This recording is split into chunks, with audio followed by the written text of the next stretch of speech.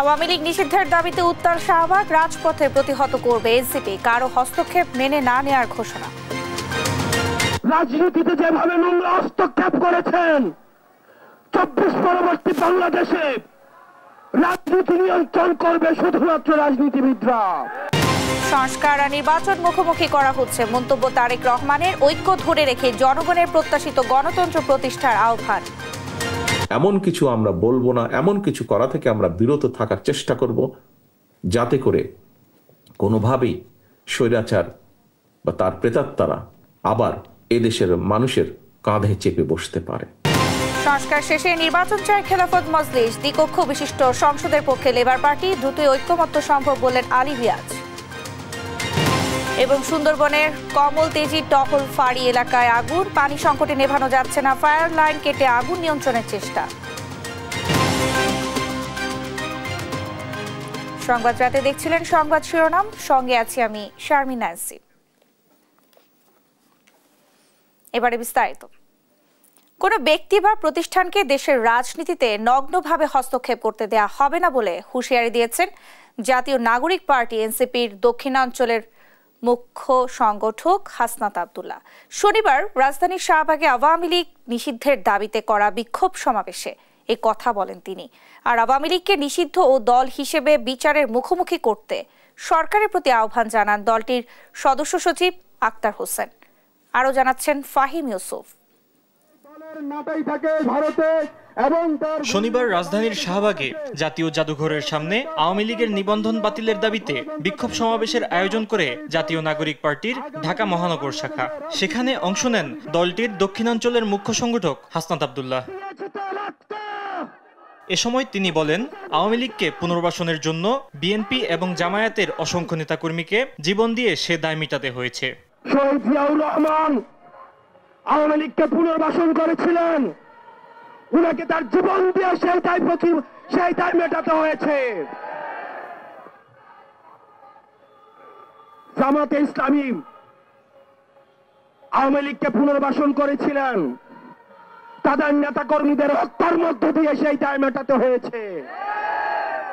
রাজনীতি রাজনৈতিক ব্যক্তিরা দেখবে, অন্য কোনো ব্যক্তি বা প্রতিষ্ঠানের হস্তক্ষেপ মেনে নেওয়া হবে না বলেও হুঁশিয়ারি দেন হাসনাত আব্দুল্লাহ। রাজনৈতিক পরিমণ্ডলে আপনারা ক্যান্টনমেন্ট থেকে গত 16টা বছর যেভাবে নগ্ন হস্তক্ষেপ করেছেন, যেভাবে ক্যান্টনমেন্টের বিভিন্ন দপ্তর উপদপ্তরের মধ্য দিয়ে আপনারা রাজনীতিতে যেভাবে নোংরা হস্তক্ষেপ করেছেন, 24 পরবর্তী বাংলাদেশে রাজনীতি নিয়ন্ত্রণ করবে শুধুমাত্র রাজনীতিবিদরা।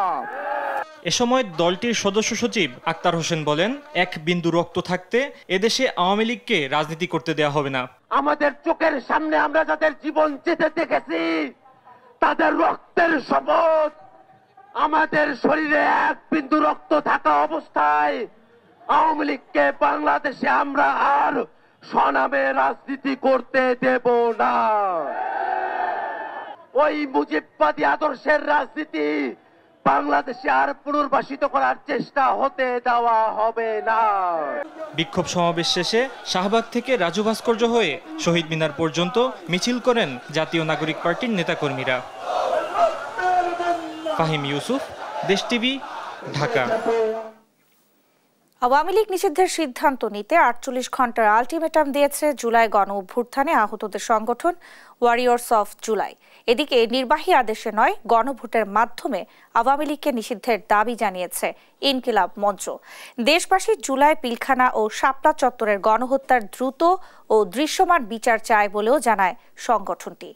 আলী আক্কাস আকাশকে সঙ্গে নিয়ে AH হিমেলের রিপোর্ট। শনিবার আওয়ামী লীগ নিষিদ্ধের দাবিতে ঢাকা বিশ্ববিদ্যালয়ের রাজু ভাস্কর্যের সামনে বিক্ষোভ সমাবেশ করে জুলাই গণ অভ্যুত্থানে আহতদের সংগঠন ওয়ারিয়র্স অফ জুলাই। পরে মিছিল শেষে শাহবাগ মোড়ে অবস্থান নেয় তারা।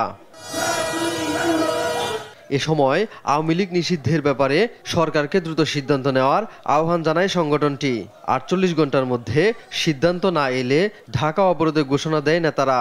তারা যেন কোনোভাবে এটা কল্পনা না করে যে আওয়ামী লীগ বাংলাদেশে পরবর্তীতে আসতে পারবে এবং আওয়ামী লীগের নামধারী না হয়েও কেউ ফ্যাসিবাদ কাঠামোকে তুলে ধরতে পারবে। সরকারকে একটি বার্তা দেওয়া উচিত যে আপনারা এই যে সুশীল কথাবার্তা বাদ দিয়ে আওয়ামী লীগকে নিষিদ্ধ করুন। আওয়ামী লীগের নিষিদ্ধের দাবিতে আমরা আজকে 33 দিনের মতো অবস্থান কর্মসূচি পালন করছি শাহবাগে, এবং আজকে আমরা রাজপথে নামতে বাধ্য হয়েছি, শাহবাগ ব্লকে করতে বাধ্য হয়েছি। এদিকে রায়েরবাজার বুদ্ধিজীবী কবরস্থানে জুলাই গণ অভ্যুত্থানের শহীদদের কবর জিয়ারত করেন ইনকিলাব মঞ্চের নেতাকর্মীরা। এ সময় জুলাই গণ অভ্যুত্থানে গণহত্যার বিচার ও আওয়ামী লীগ নিষিদ্ধে দ্রুত ব্যবস্থা নেওয়ার আহ্বান জানান সংগঠনের মুখপাত্র শরীফ উসমান হাদি। আমরা এক্সিকিউটিভ অর্ডারে আওয়ামী লীগ নিষিদ্ধ চাই না, আমরা চাই এই রায় দিবে জনতা। এর মানে আওয়ামী লীগ নিষিদ্ধকরণের প্রশ্নে বাংলাদেশে গণভোট দিতে হবে, এবং সেই গণভোট যদি বাংলাদেশের জনগণ মনে করে আওয়ামী লীগ নিষিদ্ধ করা হবে তাহলে হবে, আর নইলে হবে না। আমরা জুলাই, পিলখানা এবং শাপলা গণহত্যার বিচার এবং গণহত্যাকারী আওয়ামী লীগ নিষিদ্ধের দাবিতে শহীদি সমাবেশ ডেকেছি। আমরা আগামী 1 মাস পুরো সারা বাংলাদেশে এই দাবিতে গণসংযোগ কর্মসূচি করব। জুলাই, পিলখানা ও শাপলা গণহত্যার বিচার ও আওয়ামী লীগ নিষিদ্ধের বিষয়ে জনমত গড়তে আগামী 1 মাস লিফলেট বিতরণ করবে ইনকিলাব মঞ্চ। এরপর শাহবাগে 25 এপ্রিল শহীদ সমাবেশের কথাও জানান মুখপাত্র। এইচ হিমেল, দেশ টিভি, ঢাকা। সংস্কার আর নির্বাচনকে মুখোমুখি করে দেয়া হচ্ছে মন্তব্য করে বিএনপির ভারপ্রাপ্ত চেয়ারম্যান তারেক রহমান বলেছেন, রাজনীতিতে ভিন্ন মতামত থাকতে পারে, তবে এমন কিছু করা বা বক্তব্য দেয়া যাবে না যাতে ফ্যাসিবাদ আর তার দোসররা পুনর্বাসিত হতে পারে। আর বিএনপির সিনিয়র যুগ্ম মহাসচিব রুহুল কবির রিজভী বলেছেন, পরাজিত স্বৈরাচার দেশকে অস্থিতিশীল করছে। শনিবার বিকেলে আলাদা অনুষ্ঠানে এইসব কথা বলেন তারা। নিয়াজ মোর্শেদের রিপোর্ট। শনিবার বিকেলে রাজধানীতে একটি হোটেলে রাজনৈতিক নেতা ও বিশিষ্ট ব্যক্তিদের সম্মানে আয়োজন করা হয় ইফতার ও দোয়া মাহফিলের। এ সময় বিভিন্ন রাজনৈতিক দলের নেতারা বলেন, অন্তর্বর্তী সরকার নির্বাচনের দিকে যাত্রা শুরু করলেও তা নস্যাৎ করতে বিদেশি এজেন্টরা ষড়যন্ত্র করছে। নানান সুযোগ নিয়ে বিদেশি আধিপত্যবাদের প্রভুরা, এজেন্টরা বিভিন্ন শক্তিকে কাজে লাগিয়ে আমাদের সমস্ত আয়োজনকে যেন তছনছ করে দিতে চাইছে।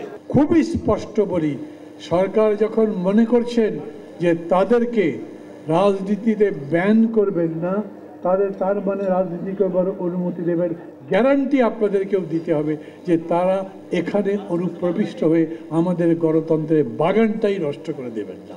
ইফতার মাহফিলে ভার্চুয়ালি যুক্ত হয়ে বিএনপির ভারপ্রাপ্ত চেয়ারম্যান তারেক রহমান বলেন, নির্বাচন ও সংস্কার মুখোমুখি করে দেয়া হচ্ছে, সবাইকে ঐক্য ধরে রাখতে হবে। সংস্কার এবং নির্বাচন এটিকে মুখোমুখি করে দেওয়া হচ্ছে। মতভিন্নতা থাকবে, আমরা বসবো, আলোচনা করব।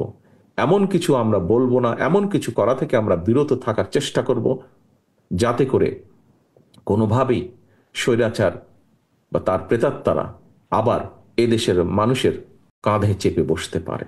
অন্য এক ইফতার মাহফিলে বিএনপির সিনিয়র যুগ্ম মহাসচিব রুহুল কবির রিজভী বলেন, পরাজিত স্বৈরাচার ঘুমিয়ে থাকলেও মাঝে মাঝে জেগে উঠে দেশকে অস্থিতিশীল করছে।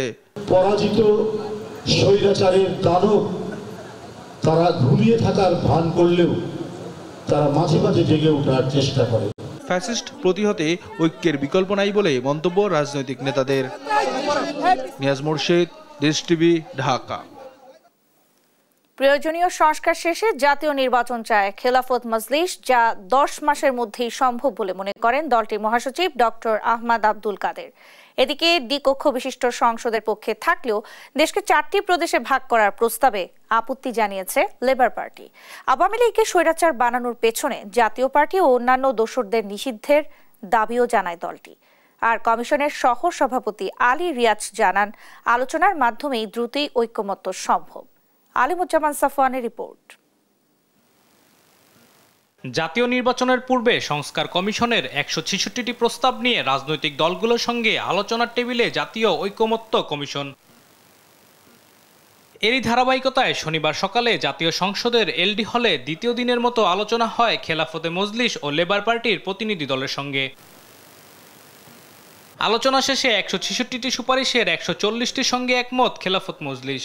দলটির মহাসচিব বলেন, 10 মাসের মধ্যেই প্রয়োজনীয় সংস্কার শেষে নির্বাচন সম্ভব। গণপরিষদ নয়, অধ্যাদেশের মাধ্যমেই সংবিধান সংশোধন করতে হবে। গণহত্যার দায়ে বিচারের পূর্বে আওয়ামী লীগের নির্বাচনে আসার সুযোগ নেই বলেও জানান তিনি। আমরা বলছি, ফেসিবাদের যারা ফেসিবাদ এবং তার দোসর যারা, আগামী নির্বাচনে তারা আসার সুযোগ নাই।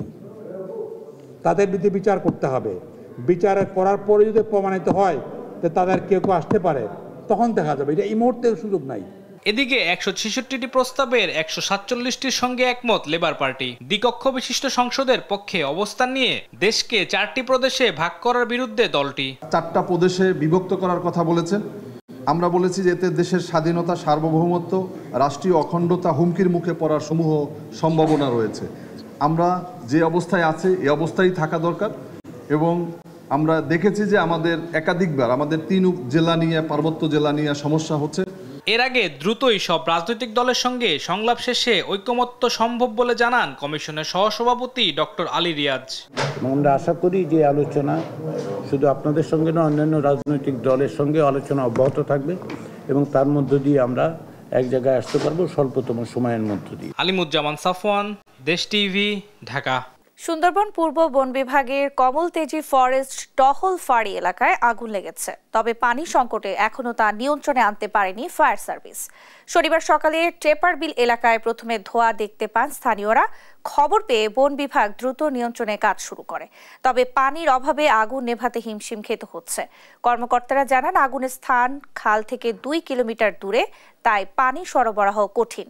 এর আগে 2023 সালের মে মাসে সুন্দরবনের আমরবুনিয়া এলাকায় আগুনে 4 একর বনভূমি পুড়ে যায়।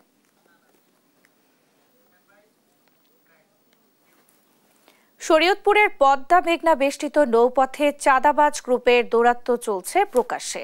দেশ টিভি ক্যামেরায় ধরা পড়েছে নৌরুটে চাঁদাবাজির এমন অভিনব চিত্র।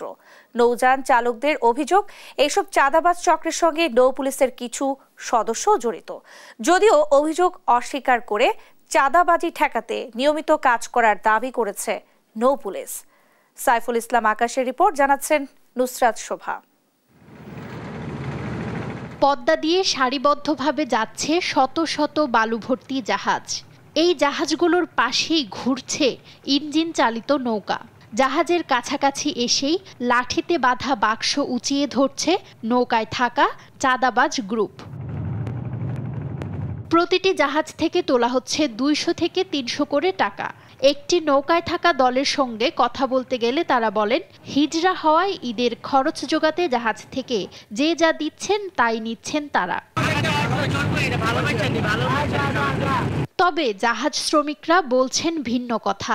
তাদের অভিযোগ, সিরাজগঞ্জ থেকে পদ্মা নদী হয়ে নারায়ণগঞ্জ পর্যন্ত পৌঁছাতে 10 থেকে 15টি পয়েন্টে গুনতে হয় অন্তত 4 থেকে 5 হাজার টাকা। এসব কাজে নিয়োজিত রয়েছেন বিভিন্ন চাঁদাবাজি গ্রুপের সদস্য, নৌ পুলিশ ও হিজড়ারা। আমাদের এইখানে অনেক চাঁদাবাজি হয়, তা চাঁদাবাজি হওয়ার পরে 2000-2500 টাকা নেয়, আমাদেরকে মারধর করে, মোবাইল টোবাইল হাতায় নিয়ে জায়গা।